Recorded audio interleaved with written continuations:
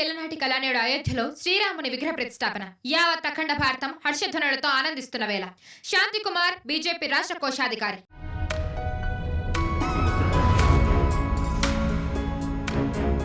అయోధ్యలో కొలువుదీరనున్న రాముని విగ్రహం ప్రస్తుతం సోషల్ మీడియాలో తెగ వైరల్ అవుతుంది. అయితే ముందుగా ఒక వస్త్రం కట్టి ఉన్న ఫోటో బయటికి రాగా, ఆ తర్వాత కేవలం కళ్లకు గంతులు కట్టి ఉన్న విగ్రహానికి సంబంధించిన ఫోటోలు వైరల్ అయ్యాయి. చివరికి కళ్లకు గంతులు కూడా లేకుండా ఉన్న ఫోటోలు బయటికి వచ్చాయి. ఈ ఘటనపై శ్రీరామ జన్మభూమి ప్రధాన పూజారి ఆచార్య సత్యేంద్ర దాస్ తీవ్ర ఆందోళన వ్యక్తం చేశారు. శ్రీరాముని విగ్రహం కళ్లకు అచ్చదనగా వస్త్రం కట్టి గర్భగుడిలో ఉంచామన్నారు.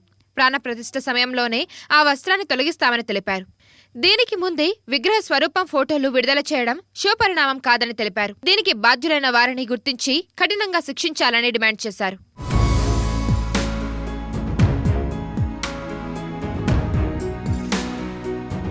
మైసూర్కు చెందిన శిల్పి అరుణ్ యోగిరాజ్ ఈ విగ్రహాన్ని రూపొందించారు. 51 అంగుళాల పొడవున్న రామ్లల్లా విగ్రహాన్ని ఇటీవల గర్భగుడిలోకి చేర్చారు. నిలబడిన భంగిమలో ఉన్న బాలరాముడి విగ్రహాన్ని విశ్వ హిందూ పరిషత్ విడుదల చేసింది. విగ్రహం కళ్లకు అచ్చదనగా పసుపు రంగు వస్త్రం కట్టి గులాబీ దండతో అలంకరించారు. పూర్తి రూపంతో ఉన్న విగ్రహం సోషల్ మీడియాలో వైరల్ అయింది. దీనిపై ఆలయ ట్రస్ట్ సభ్యులు అంతర్గత విచారణ చేపట్టారు. ఆలయంలో ఉన్న సిబ్బంది ఈ పని చేసినట్టు ప్రాథమికంగా నిర్ధారించారు. ఈ నెల 22న విగ్రహ ప్రాణ ప్రతిష్ఠ కార్యక్రమం జరగనుంది. ప్రధాని మోదీ చేతుల మీదుగా వేద పండితులు, అర్చకులు ఆధ్వర్యంలో ఈ కార్యక్రమం జరగనుంది. మోదీ రాముడి విగ్రహానికి కళ్లకు ఉన్న గంతలు తొలగించి దర్శనం చేసుకోనున్నారు.